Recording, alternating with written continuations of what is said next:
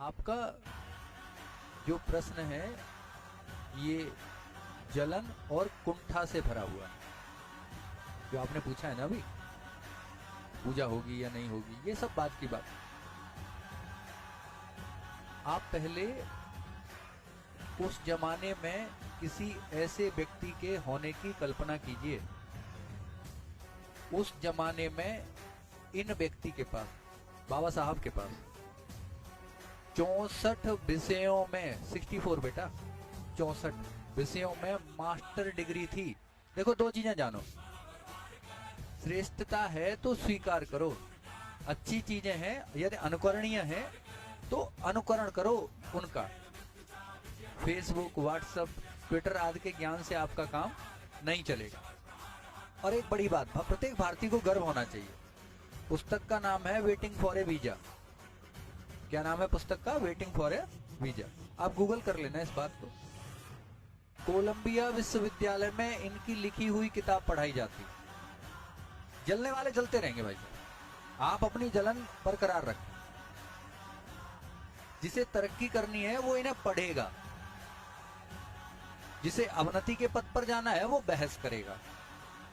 जो अच्छी चीजें हैं उन्हें स्वीकार करो। प्रत्येक भारतीय को गर्व होना चाहिए कि एक विदेशी, अमेरिका के विश्वविद्यालय में एक भारतीय के लिखी हुई किताब, भारतीय के द्वारा लिखी हुई किताब सामाजिक दर्शन को दर्शाने के लिए आज भी पढ़ाई जाती है।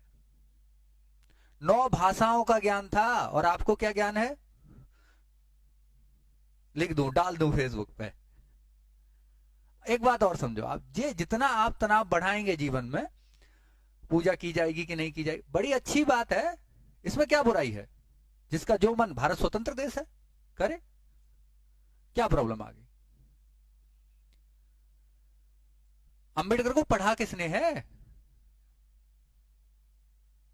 आप उनके बारे में जानिए, नहीं पता कौन सी किताब कब लिखी, क्या है उस किताब में, नहीं पता।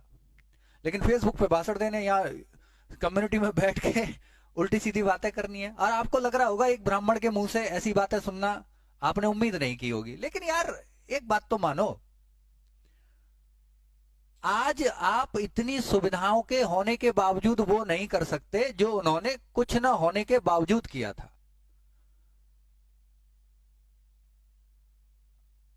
अंबेडकर रोज रोज पैदा नहीं होते।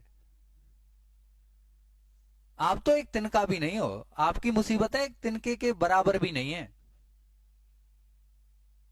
आगे आप पढ़ाई पे लिखाई पे ध्यान दो, इन सब बातों से हटो। 2-4 आदमी बहिष्कृत हैं। बहिष्कृत हितकारिणी सभा की स्थापना डॉक्टर भीमराव अंबेडकर ने सन